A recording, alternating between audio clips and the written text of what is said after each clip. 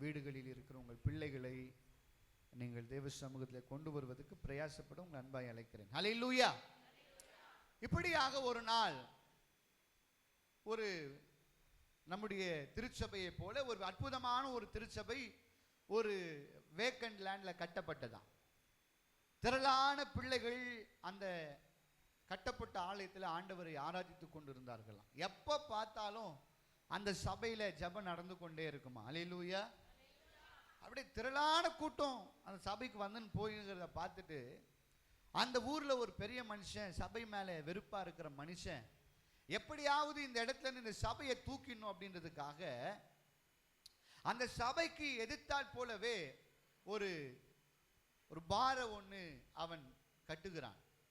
அந்த பாரை கட்டி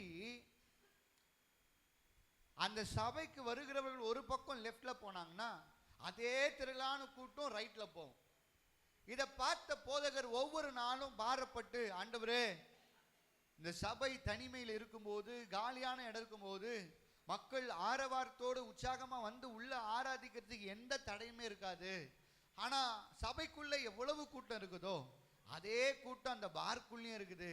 அவங்க போடுற ஆட்டம், அவங்க போடுற சத்தம், அவங்களுடைய அந்த கூச்சல் கேளிக்கை எங்களுக்கு ரொம்ப டிஸ்டர்பன்ஸா இருக்குது ஆண்டவரேன்னு சொல்லி எத்தனையோ முறை போய் அந்த பார்கார்கிட்ட, ஐயா ஆராதனை முடிக்கிற வரைக்கும் கொஞ்சம் சவுண்டு கம் பண்ணுங்க, ஐயா இந்த சர்வீஸ் இன்னும் கொஞ்ச நேரத்தில் முடிஞ்சிடும், அது வரைக்கும் நீங்க பாரை திறக்காம இருங்க அப்படின்னு பல முறை திருச்சபையின் சார்பாக கோரிக்கை வைக்கப்பட்டது. ஆனா ஒரு முறை கூட அந்த கோரிக்கையை அந்த பார் என்ன பண்ணல, ஏத்துக்கவே இல்லை.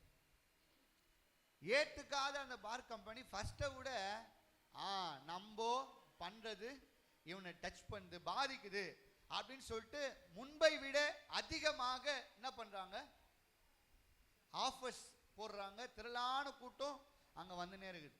அப்போ ஒரு நாள் பாஸ்டர் என்ன பண்ணாரா, எல்லாரும் இத்தனாம் தேதி வரீங்க, ஒரு முழு ஜபத்தை போட்டு இன்றைக்கு ஆண்டவர் ஒரு பெரிய விடுதலை அந்த பாருக்கு கொடுக்கணும், அவங்க நமக்கு தடையா இருக்கிறாங்க, எப்படியாவது ஆண்டவர் இதை மாற்றணும், மனுஷனால முடியாது, கலெக்டரால முடியாது, கோர்ட்டால முடியாது, தேவனால முடியும், வாங்க ஜெபம் பண்ணலான்னு பாஸ்டர் ஒரு அறைகூவலை கொடுக்கிறார்.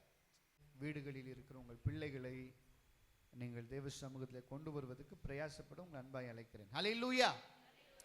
இப்படியாக ஒரு நாள் ஒரு நம்முடைய திருச்சபையை போல ஒரு அற்புதமான ஒரு திருச்சபை ஒரு வேக்கண்ட் லேண்ட்ல கட்டப்பட்டதான். திரளான பிள்ளைகள் அந்த கட்டப்பட்ட ஆலயத்தில் ஆண்டவரை ஆராதித்துக் கொண்டிருந்தார்களாம். எப்ப பார்த்தாலும் அந்த சபையில ஜெபம் நடந்து கொண்டே இருக்குமா. ஹல்லேலூயா. அப்படியே திரளான கூட்டம் அந்த சபைக்கு வந்துன்னு போயிருக்கிறத பார்த்துட்டு அந்த ஊர்ல ஒரு பெரிய மனுஷன், சபை மேல வெறுப்பா இருக்கிற மனுஷன், எப்படியாவது இந்த இடத்துல இந்த சபையை தூக்கிடணும் அப்படின்றதுக்காக அந்த சபைக்கு எதிர்த்தால் போலவே ஒரு ஒரு பாரை ஒன்று அவன் கட்டுகிறான். அந்த பாரை கட்டி அந்த சபைக்கு வருகிறவர்கள் ஒரு பக்கம் லெஃப்ட்ல போனாங்கன்னா அதே திரளான கூட்டம் ரைட்ல போகும். இதை பார்த்த போதகர் ஒவ்வொரு நாளும் பாரப்பட்டு, ஆண்டவரே, இந்த சபை தனிமையில் இருக்கும்போது, காலியான இடம் இருக்கும்போது மக்கள் ஆரவாரத்தோடு உற்சாகமா வந்து உள்ள ஆராதிக்கிறதுக்கு எந்த தடையுமே இருக்காது. ஆனா சபைக்குள்ள எவ்வளவு கூட்டம் இருக்குதோ அதே கூட்டம் அந்த பார்க்குள்ளேயும் இருக்குது. அவங்க போடுற ஆட்டம், அவங்க போடுற சத்தம், அவங்களுடைய அந்த கூச்சல் கேளிக்கை எங்களுக்கு ரொம்ப டிஸ்டர்பன்ஸா இருக்குது ஆண்டவரேன்னு சொல்லி எத்தனையோ முறை போய் அந்த பார்கார்கிட்ட, ஐயா ஆராதனை முடிக்கிற வரைக்கும் கொஞ்சம் சவுண்டு கம் பண்ணுங்க, ஐயா இந்த சர்வீஸ் இன்னும் கொஞ்ச நேரத்தில் முடிஞ்சிடும், அது வரைக்கும் நீங்க பாரை திறக்காம இருங்க அப்படின்னு பல முறை திருச்சபையின் சார்பாக கோரிக்கை வைக்கப்பட்டது. ஆனா ஒரு முறை கூட அந்த கோரிக்கையை அந்த பார் என்ன பண்ணல, ஏத்துக்கவே இல்லை. ஏத்துக்காத அந்த பார் கம்பெனி ஃபர்ஸ்ட்டை விட நம்ம பண்றது இவனை டச் பண்ணுது, பாதிக்குது அப்படின்னு சொல்லிட்டு முன்பை விட அதிகமாக என்ன பண்றாங்க, ஆஃபர்ஸ் போடுறாங்க. திரளான கூட்டம் அங்க வந்துனே இருக்குது. அப்போ ஒரு நாள் பாஸ்டர் என்ன பண்ணாரா, எல்லாரும் இத்தனாம் தேதி வரீங்க, ஒரு முழு ஜபத்தை போட்டு இன்றைக்கு ஆண்டவர் ஒரு பெரிய விடுதலை அந்த பாருக்கு கொடுக்கணும், அவங்க நமக்கு தடையா இருக்கிறாங்க, எப்படியாவது ஆண்டவர் இதை மாற்றணும், மனுஷனால முடியாது, கலெக்டரால முடியாது, கோர்ட்டால முடியாது, தேவனால முடியும், வாங்க ஜெபம் பண்ணலான்னு பாஸ்டர் ஒரு அறைகூவலை கொடுக்கிறார். நீங்களாம் அமாவாசை ஜபத்துக்கு வந்து உக்காந்து, நான் இந்த சபைக்குள்ள அமாவாசை ஜபத்துக்கு வந்தப்போ ஆளே இருக்காது, உக்காரத்துக்கு இடமே இருக்காது. இந்த அமாவாசை ஜபத்துக்கு வீடியோ காலில் பார்த்தா அதே மாதிரி என்ன பண்ண முடியல.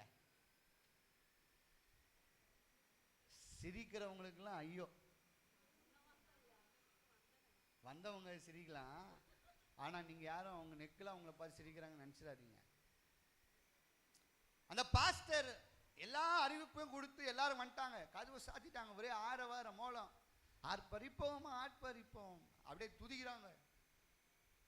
ஆப்போசிட்ல இருக்கிறோம். வீடுகளில் இருக்கிற உங்கள் பிள்ளைகளை நீங்கள் தேவ சமூகத்தில் கொண்டு வருவதற்கு பிரயாசப்பட உங்கள் அன்பாய் அழைக்கிறேன். ஹல்லேலூயா.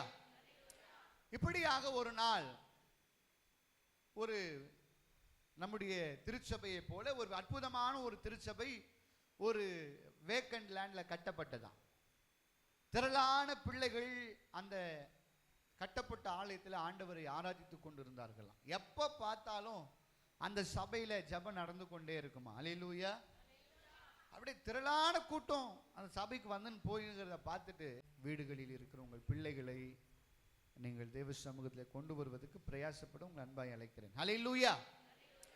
இப்படியாக ஒரு நாள் ஒரு நம்முடைய திருச்சபையை போல ஒரு அற்புதமான ஒரு திருச்சபை ஒரு வீடுகளில் இருக்கிற உங்கள் பிள்ளைகளை நீங்கள் தேவ சமூகத்தில் கொண்டு வருவதற்கு பிரயாசப்பட உங்கள் அன்பாய் அழைக்கிறேன். ஹல்லேலூயா. இப்படியாக ஒரு நாள் ஒரு நம்முடைய திருச்சபையை போல ஒரு அற்புதமான ஒரு திருச்சபை ஒரு வேக்கண்ட் லேண்ட்ல கட்டப்பட்டதான். திரளான பிள்ளைகள் அந்த கட்டப்பட்ட ஆலயத்தில் ஆண்டவரை ஆராதித்துக் கொண்டிருந்தார்களாம். எப்ப பார்த்தாலும் அந்த சபையில ஜெபம் நடந்து கொண்டே இருக்குமா. ஹல்லேலூயா. அப்படியே திரளான கூட்டம் அந்த சபைக்கு வந்து போயிருக்கிறத பார்த்துட்டு அந்த ஊர்ல ஒரு பெரிய மனுஷன், சபை மேல வெறுப்பா இருக்கிற மனுஷன், எப்படியாவது இந்த இடத்துல இந்த சபையை தூக்கிடணும் அப்படின்றதுக்காக அந்த சபைக்கு எதிர்த்தாற் போலவே ஒரு ஒரு பார ஒன்று, வீடுகளில் இருக்கிற உங்கள் பிள்ளைகளை நீங்கள் தேவ சமூகத்தில் கொண்டு வருவதற்கு பிரயாசப்பட உங்கள் அன்பாய் அழைக்கிறேன். ஹல்லேலூயா. இப்படியாக ஒரு நாள் ஒரு நம்முடைய திருச்சபையை போல ஒரு அற்புதமான ஒரு திருச்சபை ஒரு வேக்கண்ட் லேண்ட்ல கட்டப்பட்டதான். திரளான பிள்ளைகள் அந்த கட்டப்பட்ட ஆலயத்தில் ஆண்டவரை ஆராதித்துக் கொண்டிருந்தார்களாம். எப்ப பார்த்தாலும் அந்த சபையில ஜெபம் நடந்து கொண்டே இருக்குமா. ஹல்லேலூயா. அப்படியே திரளான கூட்டம் அந்த சபைக்கு வந்து போயிருக்கிறத பார்த்துட்டு அந்த ஊர்ல ஒரு பெரிய மனுஷன், சபை மேல வெறுப்பா இருக்கிற மனுஷன், எப்படியாவது இந்த இடத்துல இந்த சபையை தூக்கிடணும் அப்படின்றதுக்காக அந்த சபைக்கு எதிர்த்தாற் போலவே ஒரு ஒரு பார ஒன்று அவன் கட்டுகிறான். அந்த பார கட்டி அந்த சபைக்கு வருகிறவர்கள் ஒரு பக்கம் லெஃப்ட்ல போனாங்கன்னா அதே திரளான கூட்டம் ரைட்ல போகும்.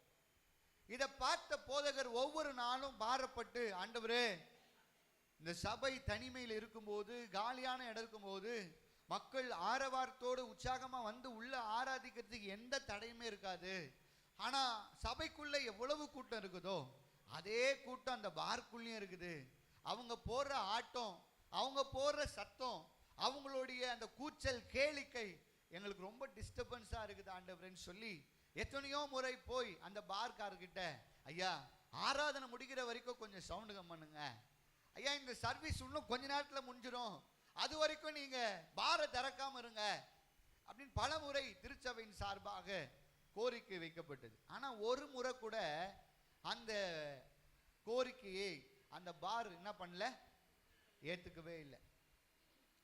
ஏத்துக்காத அந்த பார் கம்பெனி ஃபர்ஸ்ட்டை விட நம்ம பண்றது இவனை டச் பண்ணுது, பாதிக்குது அப்படின்னு சொல்லிட்டு முன்பை விட அதிகமாக என்ன பண்றாங்க, ஆஃபர்ஸ் போடுறாங்க. திரளான கூட்டம் அங்க வந்துனே இருக்குது.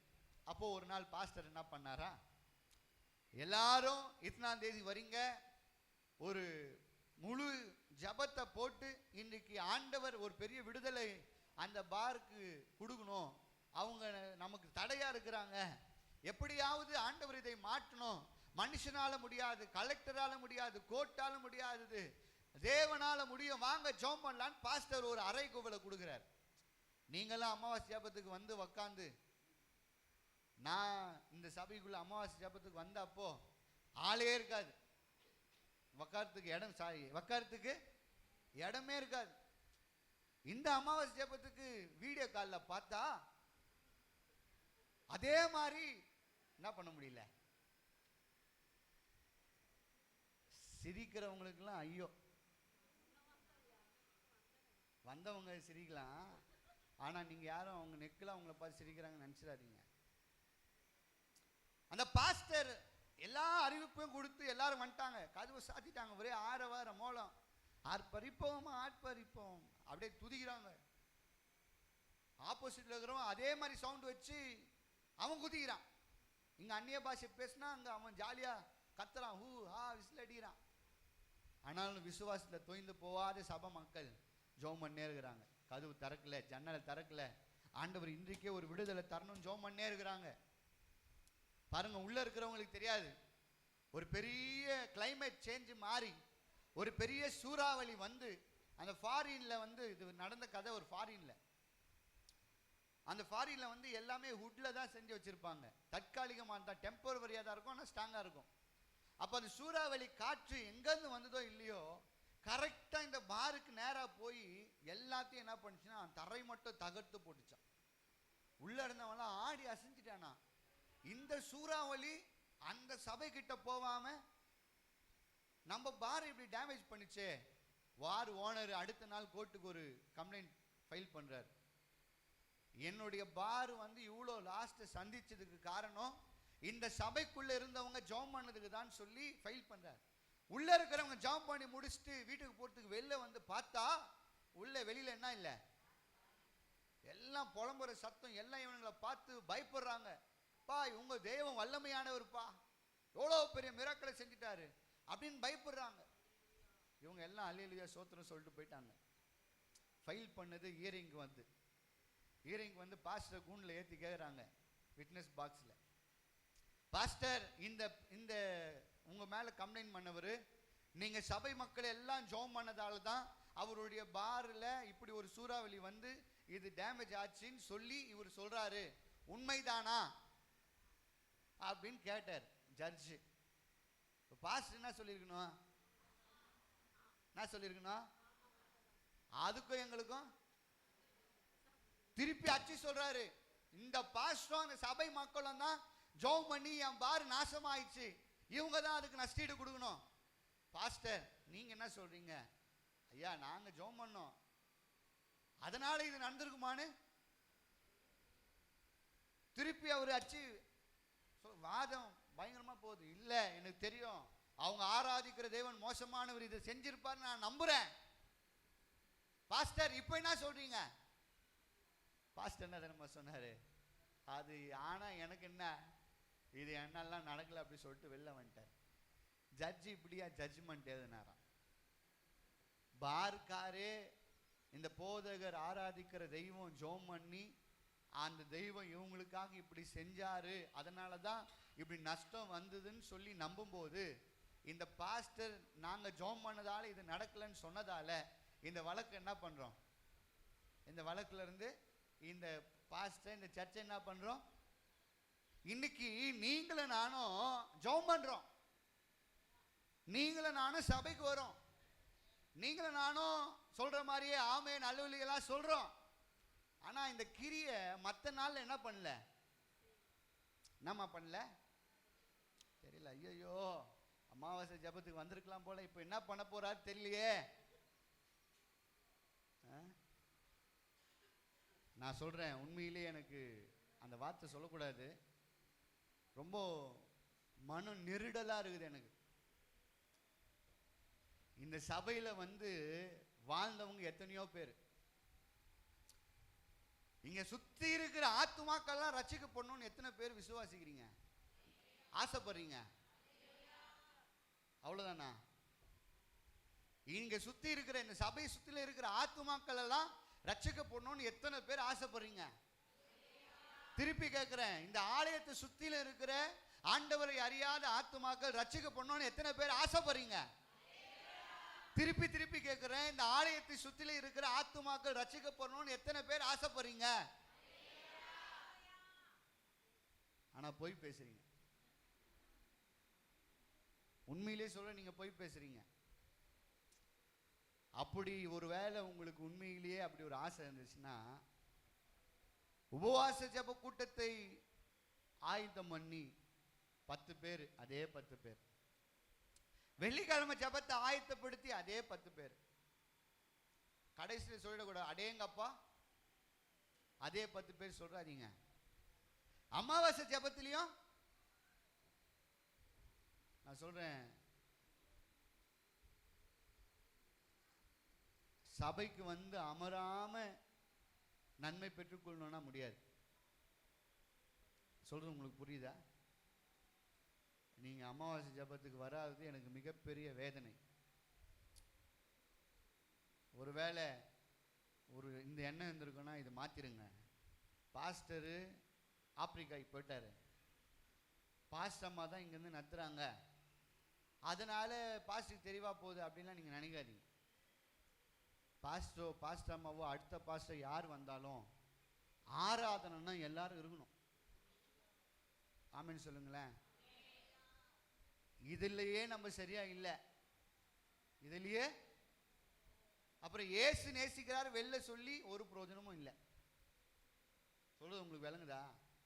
உங்களுக்கெல்லாம் வசனம் தெரியும், எனக்கே 10 வசனத்தை சொல்லுவீங்க நீங்க. ஆனா தயவு செய்து அதை மாத்திக்குங்க. சரி, இன்னைக்கு ஆண்டவர் நமக்கு நிறைய அற்புதங்களை செய்கிறார். ஆமென். ஆனா விசுவாசிக்கிறதே இல்லை, அவரால் தான் நடக்குதுன்னு. இன்னைக்கு நிறைய இடங்கள்ல ஆண்டவர் நம்மோடு கூட இருக்கிறார். எடுத்தவங்க வாசிங்க, ஏசாயா எழுதின தீர்க்கதரிசன புஸ்தகம் 60ஆம் அதிகாரம் 22வது வசனம். சின்னவன் 1000மும் சிறியவன் பலத்த ஜாதியாவான், ஏற்ற காலத்திலே தீவிரமாய் என்ன பண்ணுவாராம், நடப்பிப்பேன். சங்கீதம் 138ல கடைசி வசனத்தை வாசிங்க. கர்த்தர் எனக்காக யாவையும் தீவிரமாய் நடப்பிப்பேன் என்று சொல்லுகிறவர் உங்களுக்காக காரியங்கள் எல்லாவற்றையும் செய்து முடிப்பார். ஆமென். நிறைய பேர் சொல்லுவீங்க, பாஸ்டர் அவங்க சர்ச்சுக்கு வரல, இதனால அவங்க சர்ச்சை விட்டு போயிட்டாங்க, இவரால சர்ச்சை விட்டு போயிட்டாங்க. அந்த ஆத்துமாக்கு நான் மட்டுமா உத்தரவாதி? அந்த ஆத்துமாக்கு நான் மட்டுமா உத்தரவாதி?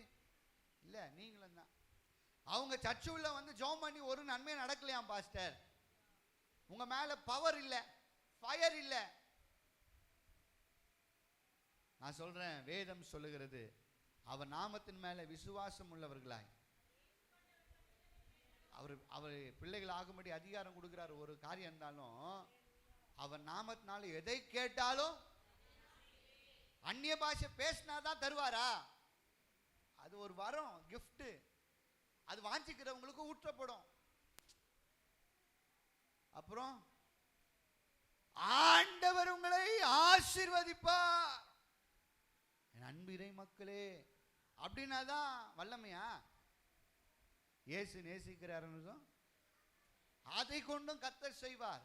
இன்றைக்கு நம்முடைய வாழ்க்கையில ஆண்டவர் சொல்றாரு, நான் உனக்காக யாவையும் செய்து முடிக்க தயாரா இருக்கிறேன், அதை தீவிரமா செய்வதற்கும் நான் ஆயத்தமா இருக்கிறேன். ஆமென். அதை நீங்க நம்புறதுக்கு ரெடியா இருக்கிறீங்களா? ஆண்டவர் நீங்க கேட்கறத, தம்பி உனக்கு செய்யறதுக்கு, தங்கச்சி உனக்கு செய்யறதுக்கு, அம்மா ஐயா உங்களுக்கு செய்யறதுக்கு அவரு ரொம்ப வாஞ்சையா இருக்கிறார். அதை பெற்றுக்கொள்வதற்கு நீங்களும் நானும் விசுவாசம் உள்ளவர்களா இருக்கிறோமா? அந்த விசுவாசம் உங்களுக்கு இருக்குதா? ஆண்டவரே எனக்கு ரொம்ப தலைவலியா இருக்குது, ஒரே ஒரு வார்த்தை நான் கேட்கிறேன்ப்பா, எனக்கு சுகமாக்குங்க, எனக்கு சரியாயிடுச்சு அப்படின்ற ஒரு விசுவாசம் உங்களுக்கு இருக்குதா? அப்படி இருந்துச்சுன்னா உங்க வாழ்க்கையில எல்லாமே ஆண்டவர் தீவிரமாய் நடப்பிக்கிறார் என்று அர்த்தம். ஆமென். என் லைஃப்ல அதுதான் 2013க்கு மேல 2009க்கு மேல 2013க்குள்ள வரைக்கும் ஒரு ஒரு புடமிட இருக்கிற நாட்கள் என் வாழ்க்கையில் இருந்துச்சு. ஆடை வாங்க முடியாது. வீடுகளில் இருக்கிற உங்கள் பிள்ளைகளை நீங்கள் தேவ சமூகத்தில் கொண்டு வருவதற்கு பிரயாசப்பட உங்கள் அன்பாய் அழைக்கிறேன். ஹல்லேலூயா. இப்படியாக ஒரு நாள் ஒரு நம்முடைய திருச்சபையை போல ஒரு அற்புதமான ஒரு திருச்சபை ஒரு வேக்கண்ட் லேண்ட்ல கட்டப்பட்டதான். திரளான பிள்ளைகள் அந்த கட்டப்பட்ட ஆலயத்தில் ஆண்டவரை ஆராதித்துக் கொண்டிருந்தார்களாம். எப்ப பார்த்தாலும் அந்த சபையில ஜெபம் நடந்து கொண்டே இருக்குமா. ஹல்லேலூயா.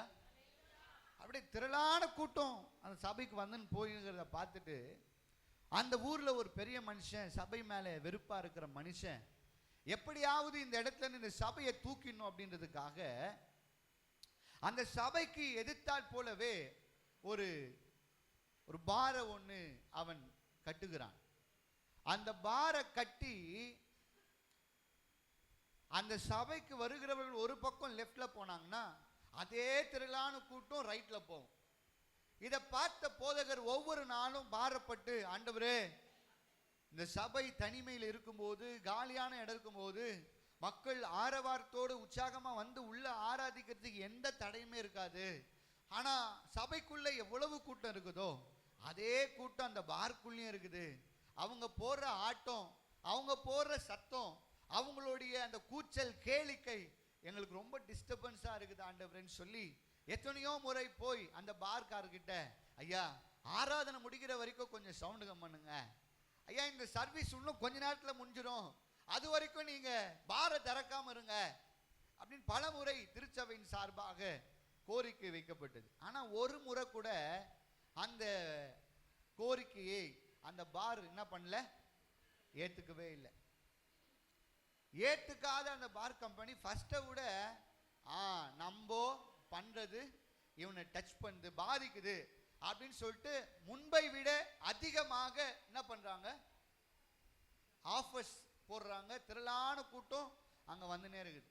அப்போ ஒரு நாள் பாஸ்டர் என்ன பண்ணாரா, எல்லாரும் இத்தனாம் தேதி வரீங்க, ஒரு முழு ஜபத்தை போட்டு இன்றைக்கு ஆண்டவர் ஒரு பெரிய விடுதலை அந்த பாருக்கு கொடுக்கணும், அவங்க நமக்கு தடையா இருக்கிறாங்க, எப்படியாவது ஆண்டவர் இதை மாற்றணும், மனுஷனால முடியாது, கலெக்டரால முடியாது, கோர்ட்டால முடியாது, தேவனால முடியும், வாங்க ஜெபம் பண்ணலான்னு பாஸ்டர் ஒரு அறைகூவலை கொடுக்கிறார்.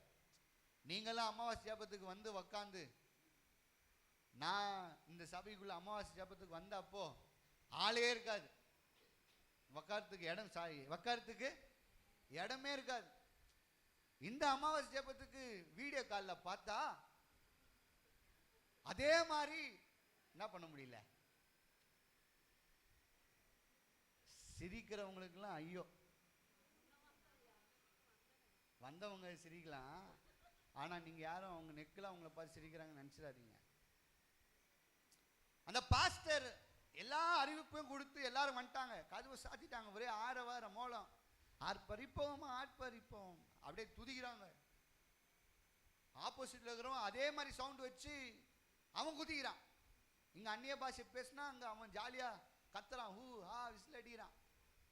ஆனாலும் விசுவாசத்துல தொய்ந்து போவாத சபை மக்கள் ஜெபம் பண்ணே இருக்கிறாங்க. கதவு திறக்கல, ஜன்னலை திறக்கல, ஆண்டவர் இன்றைக்கே ஒரு விடுதலை தரணும் ஜெபம் பண்ணே இருக்கிறாங்க. பாருங்க, உள்ள இருக்கிறவங்களுக்கு தெரியாது, ஒரு பெரிய கிளைமேட் சேஞ்ச் மாறி ஒரு பெரிய சூறாவளி வந்து அந்த ஃபாரின்ல வந்து, இது நடந்த கதை ஒரு ஃபாரின்ல, அந்த ஃபாரின்ல வந்து எல்லாமே வுட்ல தான் செஞ்சு வச்சிருப்பாங்க, தற்காலிகமாக தான், டெம்பரவரியா தான் இருக்கும், ஆனால் ஸ்ட்ராங்கா இருக்கும். அப்போ அந்த சூறாவளி காற்று எங்கேருந்து வந்ததோ இல்லையோ கரெக்டா இந்த பாருக்கு நேரா போய் எல்லாத்தையும் என்ன பண்ணுச்சுன்னா தரை மட்டும் தகர்த்து போட்டுச்சான். உள்ள இருந்தவங்களாம் ஆடி அசைஞ்சிட்டானா. இந்த சூறாவளி அந்த சபை கிட்ட போவாம நம்ம பார் இப்படி டேமேஜ் பண்ணிச்சே, வார் ஓனர் அடுத்த நாள் கோர்ட்டுக்கு ஒரு கம்ப்ளைண்ட் ஃபைல் பண்றாரு. என்னுடைய பார் வந்து இவ்வளோ லாஸ்ட் சந்திச்சதுக்கு காரணம் இந்த சபைக்குள்ள இருந்தவங்க ஜெபம் பண்ணதுக்கு தான் சொல்லி ஃபைல் பண்றாரு. உள்ள இருக்கிறவங்க ஜெபம் பண்ணி முடிச்சுட்டு வீட்டுக்கு போறதுக்கு வெளில வந்து பார்த்தா உள்ள வெளியில என்ன இல்லை, எல்லாம் புலம்புற சத்தம், எல்லாம் இவங்களை பார்த்து பயப்படுறாங்க. பா உங்க தெய்வம் வல்லமையானவர்ப்பா, எவ்வளோ பெரிய மிராக்களை செஞ்சுட்டாரு அப்படின்னு பயப்படுறாங்க. இவங்க எல்லாம் அல்லேலூயா சோத்திரம் சொல்லிட்டு போயிட்டாங்க.